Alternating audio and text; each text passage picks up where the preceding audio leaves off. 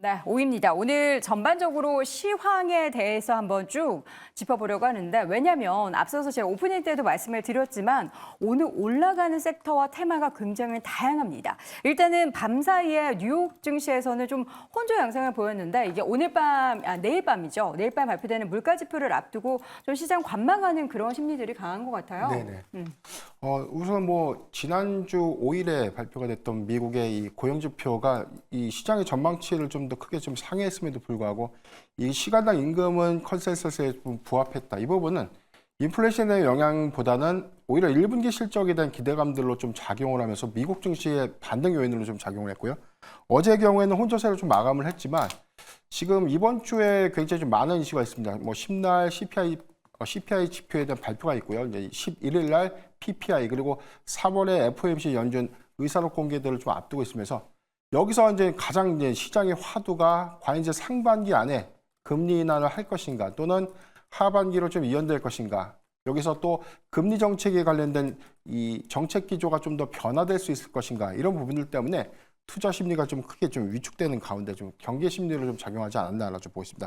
오늘 장중에 대한 흐름들 좀 봤을 때는 시초 상승폭보다는 다소 이제 수급이 조금 이 완만한 흐름들로 좀 이어지고 있는 흐름들로 보여지고 있는데 일단 뭐 당장의 3월 CPI 지표에 대한 어떤 이 우려감들 이 부분이 시장의 어떤 전망치들을 좀 더 크게 상회했을 때 뭐 시장의 월가 예상치에 대해서 뭐 3%대인데 지금 뭐 계속해서 미국 연준에서는 뭐 2%대에 대한 인플레이션 이 부분에 대해서는 뭐 금리 인하 기조를 2%대에 대한 지표를 좀 확인할 것이라는 이 강경한 또 메시지가 좀 있었고요. 최근에는 네. 뭐 오히려 연준 인사가 금리를 인상해야 된다라는 어떤 코멘트들이 오히려 좀 투자 심리를 단기간 좀 위축시킬 수 있는 요인으로 작용하지 않나라고 좀 보고 있습니다. 네. 국채 금리가 최근에 또 급등하고 있는 이 이유들도 이 증시의 어떤 부담으로 좀 작용하고 있는 흐름들이기 때문에 전 큰 틀로 봤을 때는 뭐 지난 3분기, 지난 뭐 10월 달 같은 주가 흐름들과는 비교할 수 없는 그런 흐름이지만 단기적 부분에서는 좀 변곡점이 되지 않을까라고 보고 있기 때문에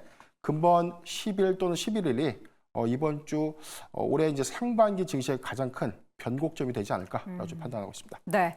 지금 우리나라 증시 같은 경우에도 좀 다시금 다소 좀 식었습니다. 그러니까 오프닝 때만 해도 0.7% 각각 상승을 했었던 국내 증시가 코스피는 0.4%로 상승폭이 다소 둔화가 됐고요. 지금 코스닥 같은 경우에도 빠르게 상승폭을 반납하면서 0.23% 강보합권 수준까지 좀 내려와서 862포인트 선 기록이 되고 있습니다. 일단은 최근 시장에서 가장 좀 핫했던 이슈 가운데서는 원자재 가격에 대한 부분들을 안 짚어볼 수가 없습니다. 최근에 뭐 구리 가격도 그렇고요. 좀 주목해 볼 만한 좀 유의미한 상승이 나타나고 있는 원자재가는 뭐가 있을까요? 네, 일단 뭐 유가와 구리 두 가지를 빼놓을 수가 없는데요. 네. 뭐 지금 구리 같은 경우에 상승 촉발 요인은 여러 가지가 있었죠. 초기에 나타났던 것은 중국의 제련업체들이 전반적으로 구조조정을 한다는 얘기 때문에 상승에 시동을 걸다가 그 후에 최근에 국내에서 이제 급등하고 있는 전선주와 마찬가지로 AI 인프라를 깔려면 엄청난 전력 인프라와 전선이 필요하다라는 그런 논리하에 국내 시장에서도 뭐 종목군들이 엄청나게 강하게 움직이고 있는 모습이고요. 구리 가격도 그 연중 최고치를 계속 경신해 나가는 모습을 보이면서 뭐 외국계 증권사의 전망으로는 $10,000도 넘을 수 있다. 이런 얘기들이 이어지고 있으니까 이게 산업의 쌀이라고 하는 구리가 움직이는 게 경기 전체의 움직임이라기보다는 미국의 노후 장비의 교체, 인프라의 교체와 더불어서 전반적인 전력 설비의 개선, 그다음에 전력 설비의 추가적인 수주, 뭐 이런 것들의 전반적인 확산이 기대되고 있는 것이 가장 큰 상승 요인으로 봐서 뭐 구리가 가장 중요해 보이고요.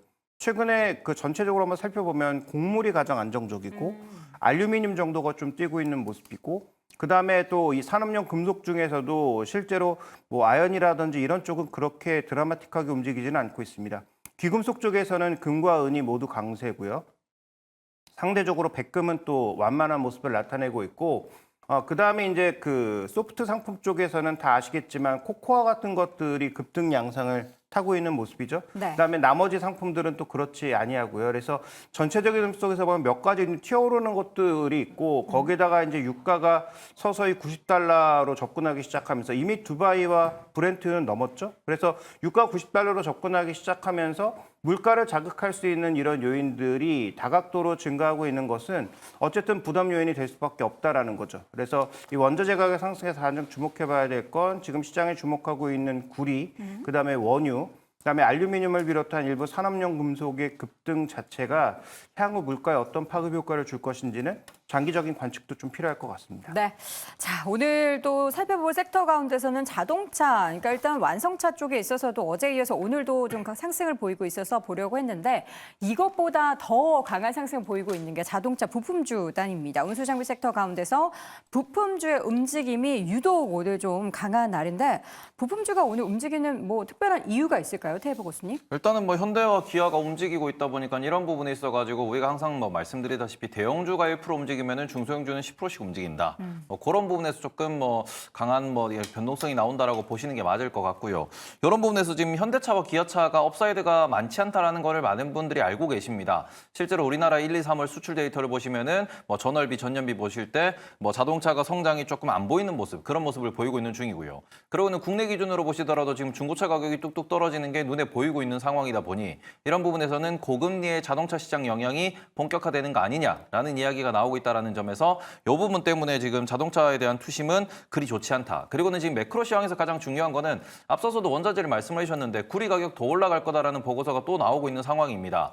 AI 시대에 우리가 전선이 중요하다, 변압기가 중요하다, 전기가 중요하다라고 하는데 그걸 모두 다 이제 보내는 그러한 전선은 구리로 이용이 되는 거고요. 어제 또 이야기가 나왔는데 구리 같은 경우에는 앞으로 100만 톤 이상이 추가로 필요할 것이다 라는 얘기가 나오고 있습니다. 이렇게 되면 구리 가격 또 올라가는 거고요. 지금 국제유가 같은 경우에도 드라이빙 시즌 이야기가 나오면서 100달러까지 이야기가 나오고 있는데 이런 부분이 종합적으로 이제 우리가 좀 정리를 해보면은 아 그럼 유가 오르겠구나, 구리 안 빠지겠구나, 인플레이션 끈적끈적 하겠구나. 그래서 지금 우리가 페드워치를 보시더라도 7월에 금리 인하 확률이 이제 70%도 안 됩니다. 이거는 무슨 이야기를 하냐 그러면은 우리가 지금 올해 금리 인하가 한 번 있을 거라고 하는 라팔 보스틱 총재의 그런 발언도 시장에 영향을 미치는 중이고요. 어제자 기준으로는 12월까지 금리 인하가 2회 될 거다라는 게 가장 높은 확률로 배팅이 이루어지고 있습니다. 네. 그러니까 시장이 금리 인하 안 된다? 그러면 가장 피해를 볼 수 있는, 가장 영향을 받을 수 있는 섹터가 어디냐 그러면은 결국에는 우리가 내구재 쪽이거든요. 그래서 자동차 쪽의 투심이 좀 안 좋다, 부정적이다. 이러다 보니까 이런 부분에서는 네. 그동안 좀 눌려 있었던 중소형주는 움직임이 있을 수 있겠으나 지금 기아차도 보시면은 60일선에서 반등을 못 하고 있는, 네. 막혀 있는 그런 모습을 보이는 이유가 실적이 기대는 되지만 그렇다고 이게 작년 대비 엄청난 서프라이즈를 보여주기는 어려울 것이다. 그리고는 환율이 좋다 보니까 수출에 대해서 우리가 뭐 그래 숫자는 잘 찍히겠으나 뭐 주주환원도 잘해주겠으나 그래서 얘가 얼마까지 올라갈까? 많이 올라가기는 어렵겠구나. 이렇게 되다 보니까 부품주로 약간 이제 시장의 유동성이 튀었다라고 보시는 게 맞을 것 같습니다. 네.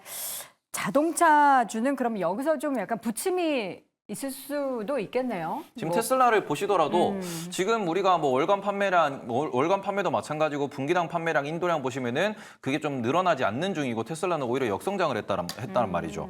이게 무슨 말이냐 그러면 글로벌로 지금 자동차 시장이 쪼그라들고 있습니다. 현대기아차의 가장 아이러니한 포인트가 글로벌로 시장은 박살나고 있는데 현대기아는 잘 팔고 있어요.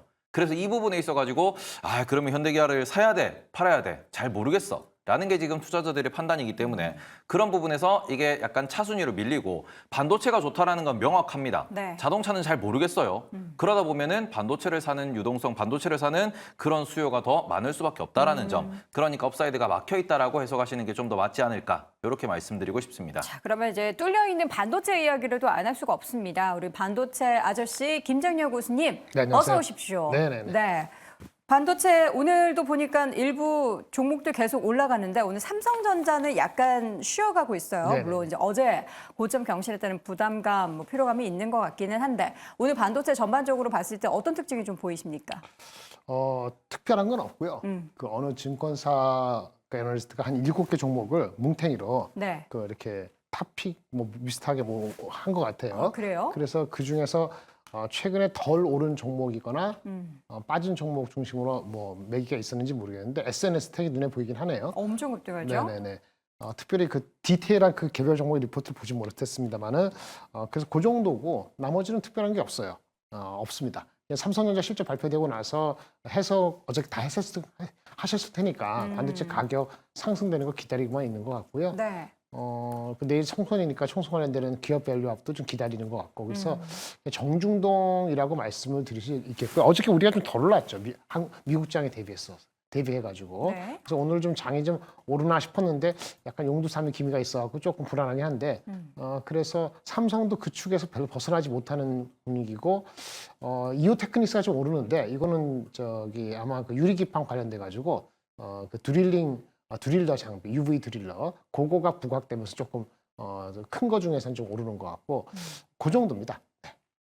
특별히 아주 눈에 띄거나 서프라이즈 할 만한 건 없어 보인다고 말씀드려야 될 것 같습니다. 말씀해주신 리포트 같은 경우에는 그 현대차증권에서 나온 보고서를 말씀해주시는 것 같은데 여기서 이제 오늘 급등하는 종목들이 대거 좀 포함이 되어 있습니다. 탑픽 종목을 한미반도체로 꼽았고요. DIT 함께 꼽았고 차선호주로 SNS테크, 리노공업을 꼽았는데 여러분들도 이제 관심 있으시다면 이 내용도 반도체 투자자시라면 한 번쯤은 보시는 것도 좋을 것 같습니다. 자, 오늘 또 올라가는 거는 전선주. 예, 이제 좀 쉴 법도 한데 오늘도 강하게 장 초반부터 오릅니다.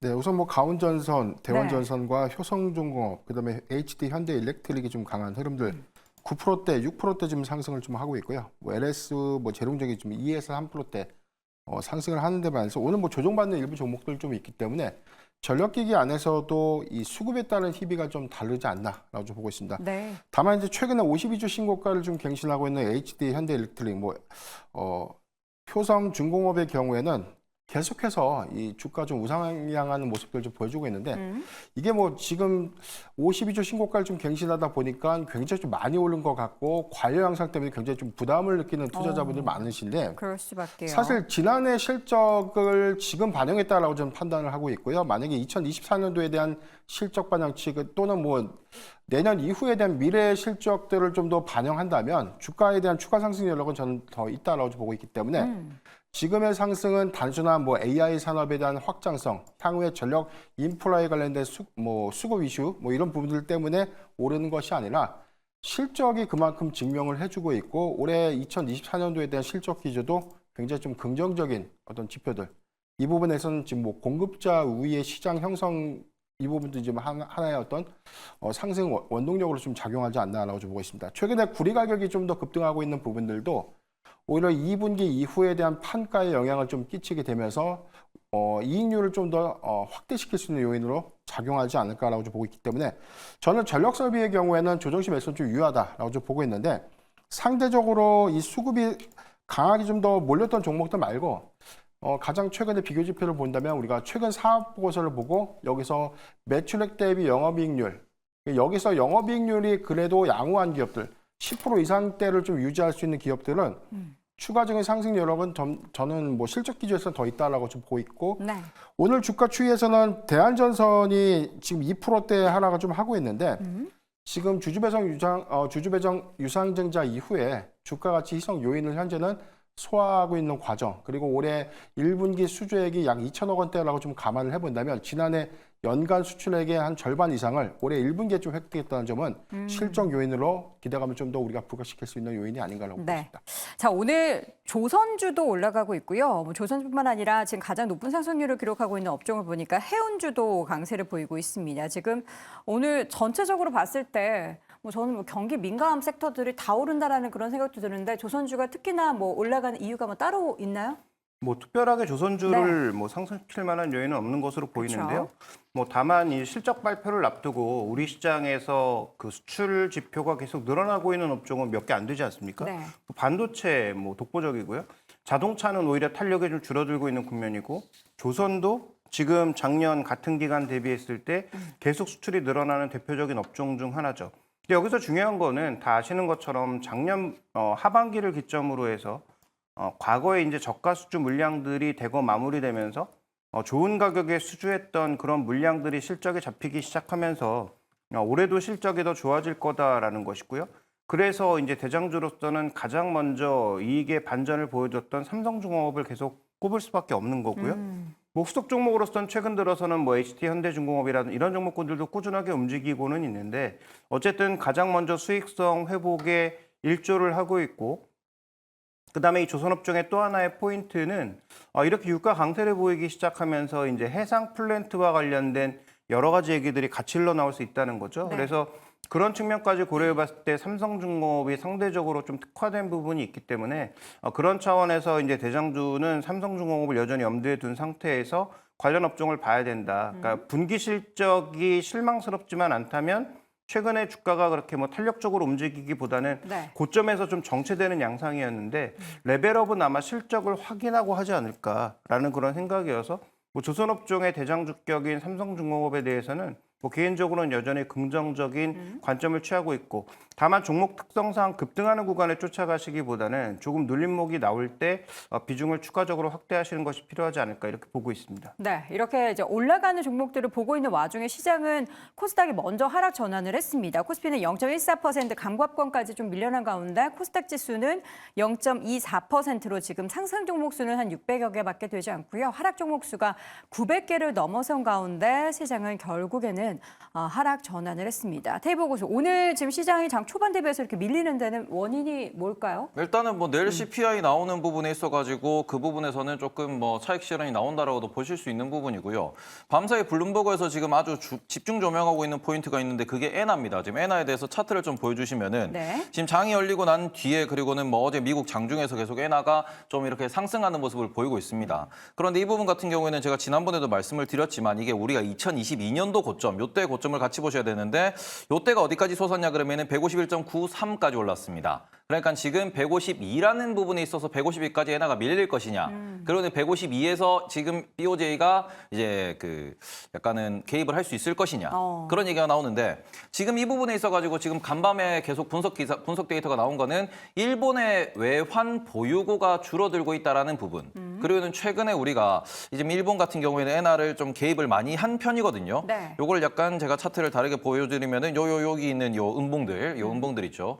요게 지금 직접적으로 BOJ가 개입을 한 부분입니다. 그런데 이런 부분에 있어서 개입을 하고 난 뒤에 일본의 외환 보유고 그리고는 채권 보유고가 어떻게 됐냐라고 보니까 실제로 미국 이제 채권을 던졌다라는 겁니다. 네. 그런데 이 부분에서 오히려 이번에 2022년도 같은 경우에도 원화 기준으로 70조가 넘는 돈을 엔화 방어를 위해서 단기적으로 사용을 했는데 그때도 미국 채권을 던졌었고 그때 미국 채권 금리가 10년물 기준으로 5%까지도 치솟는 모습을 보였습니다. 채권 시장이 불안해지면서 증시도 조정을 받았죠. 근데 이런 부분이 이번에 또 재현될 수 있다라는 이야기가 나오고 이런 부분에서 지금 뭐 이제 옵션 시장이나 파생 시장을 보시면은 엔화에 대한 배팅값이 매우 지금 좀 이렇게 꼬여 있는 그런 네. 모습을 보이고 있습니다. 이거는 월스트리트 기준이에요.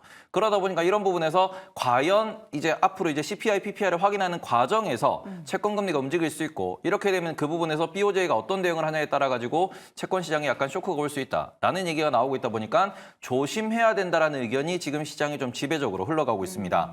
지금 시장에서 주목하고 있는 것은 핵심적으로 우리가 주식이 얼마나 잘 갈 거냐 이게 아닙니다. 채권 시장이 버텨낼 수 있을 것이냐, 외환 시장이 안정적일 것이냐, 아니면 외환 시장이 한번 흔들릴 것이냐 이 부분에 대해서 시장이 좀 주목을 하고 있다 보니까 요것 때문에 주식에 대한 차익 실현이 지금 발생하고 있다라고 보시는 게 맞지 않나 이렇게 말씀을 드리고 싶습니다. 그럼 지금 시점에서 우리가 뭐 개별 종목들을 좀 적극적으로 매수하는 거는 좀 지양을 해야 되겠네요. 일단은 뭐 반도체 같은 경우에는 수출이 늘어난다 혹은 연말 기준으로는 삼성전자가 9만 원을 넘을 것이다라는 전망은 뭐 이게 뭐 수정될 이유가 별로 없기 때문에 그런 네. 부분에서 분할 매수를 하겠다라는 대응은 뭐 상당히 옳은 대응이라고 볼 수 있습니다. 다만 이 부분에 있어서 우리가 지금 금리 인하라는 이런 시점에 대해서 금리 인하가 언제 될 거냐 그리고는 금리 인상 얘기도 나오고 올해 금리 인하 한 번일 것이다 못한다라는 얘기까지 나오고 있는 지금 상황에서 네. 금리 인하에 기대서 우리가 매수를 하는 그런 종목들이 있습니다. 그런 종목들 같은 경우는 조금은 비중을 줄인다든지 아니면 좀 시차를 두시는 게 맞고 뭐 앞서서 전선도 마찬가지 변압기도 마찬가지 그리고는 뭐 우리가 화장품 미용기기 이런 부분들 같은 경우에도 수출이 늘어납니다. 금리 인하를 하든 안 하든 수출이 늘어나고 실적이 늘어나는 종목들은 오히려 지금이 뭐 기회라고 볼 수 있겠죠. 거기서 내가 말 그대로 우상향을 노리고 들어가느냐 아니면은 내가 기대감으로 가느냐 이 부분을 꼭 구분을 하시면서 지금은 포트폴리오 투자를 잘 하셔야 된다라고 말씀드리고 싶습니다. 네. 자, 이렇게 전반적인 시장 상황을 점검을 해봤는데 저희가 또 이야기를 나누는 와중에 시장의 변동성이 발생을 했습니다. 과연 시장 지금 구간 어떻게 바라봐야 될지 한 줄 평으로 다시 정리해 보시죠. 김장렬 고수입니다. 반도체 기업 밸류 투톱, 다크호스 추가로 대응을 해보자. 김종현 고수는 지수보다 실적 위주 대형주로 대응을 해보자. 변형일 고수는 이번 주 단기적인 변곡 구간이다. 조정은 매수 기회로 삼아보자. 테이블 고수는 채권 시장이 심상치 않습니다. 라고 하면서 채권 그리고 환율 이야기를 함께 나눠봤습니다. 네, 오늘 장 탑5 함께하고 있습니다. 이어서 4위 주제 확인해 볼까요?